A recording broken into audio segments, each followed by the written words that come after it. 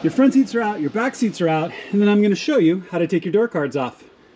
So one quick addition that's a little bit different for this E53X5 is you can tell the center seat belt actually goes down through the seat and secures actually down here to the base, and that's going to be a 16mm bolt. So go ahead and take that bolt out, and as you can tell, man, it's a mess underneath here. But chances are this has probably never been up. It's not been as for as long as I've owned the car. It's a bit of a mess. So we've got some plastics that are pretty beaten up and broken. So clean up as appropriate. We're going to get down to bare metal under here as well. So I'll take this opportunity to clean up any of the mess, take out any of that broken plastics. The one other thing you're also going to want to keep in mind that if you do have heated rear seats, which this one does, make sure to unplug them before you pull away too much further. Okay, so undo the seat belt, unplug your seat, take your seat base out and set it aside. It's a good opportunity to clean your seat base as well.